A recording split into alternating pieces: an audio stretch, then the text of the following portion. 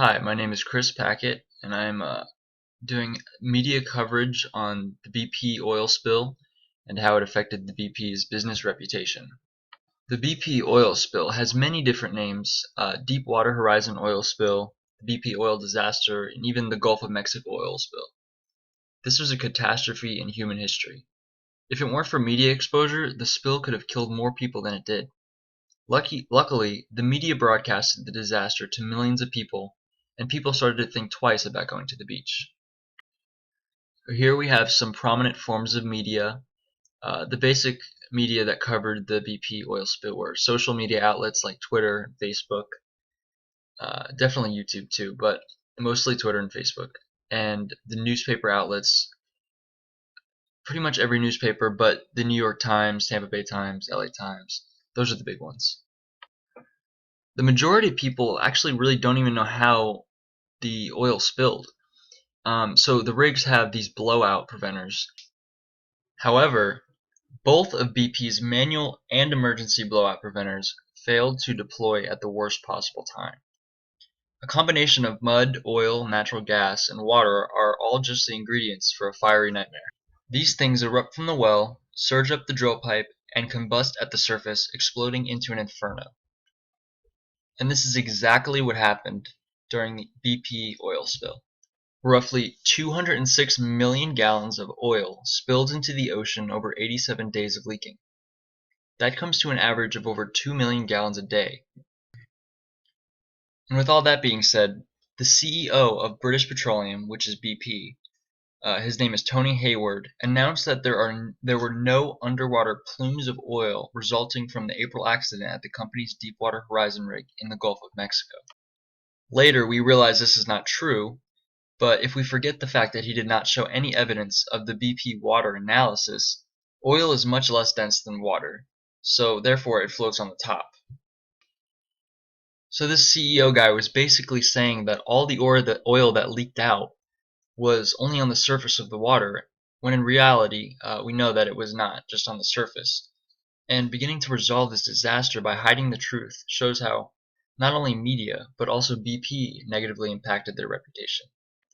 In fact, many professors from many different universities have found proof that there were plumes of oil under the surface that were affecting fish and plant life. Oh yeah, it's not just an economical defeat. It was also an environmental defeat.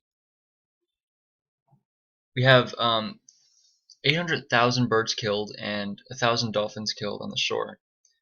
And in all honesty, the media did not have to lie to put this business in trouble, as many media outlets must do.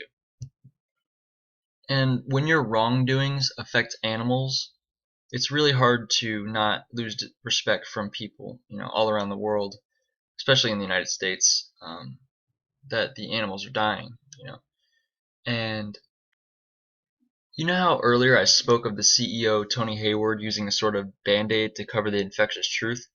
Well, BP literally used a sort of band-aid to cover the evidence of oil on the surface of the ocean.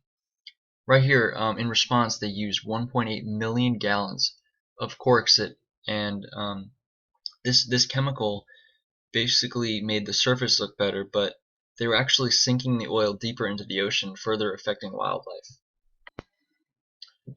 And I can almost guarantee the CEO guy is the one that got fired here.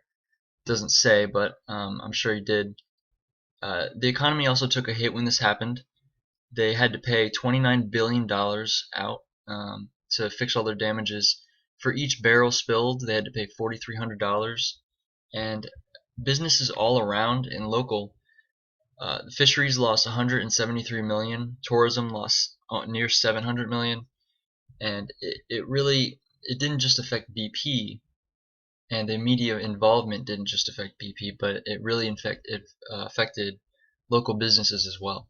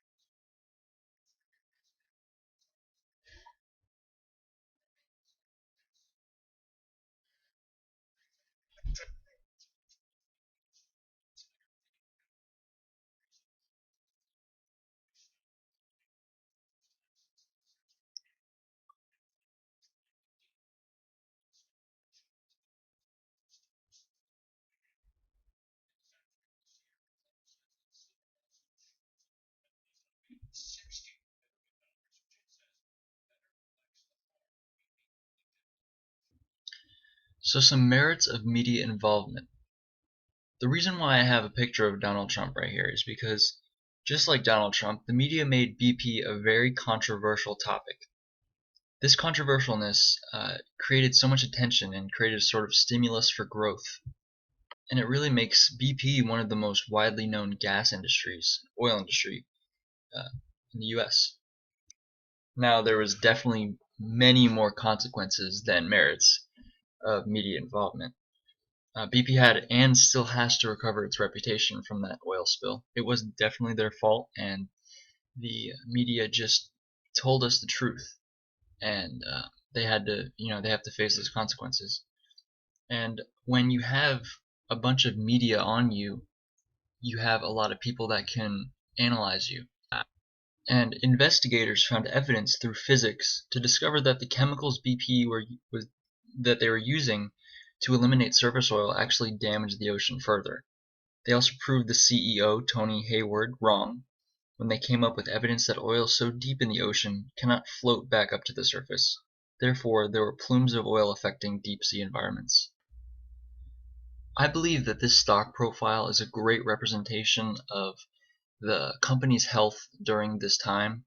If you look over here in 2010, there was a big kind of peak in the season they were in, and after the spill, the stock just dropped right here. It just went down all the way, and they really haven't seen anything like that other than the 2008 crash. As you can see on this timeline, the United States oil spills have been relatively maintained.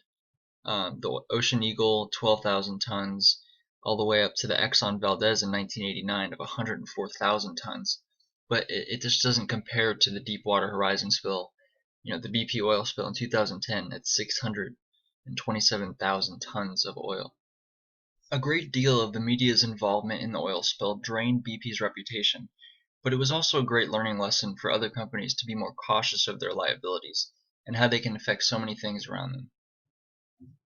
Thank you for watching, guys.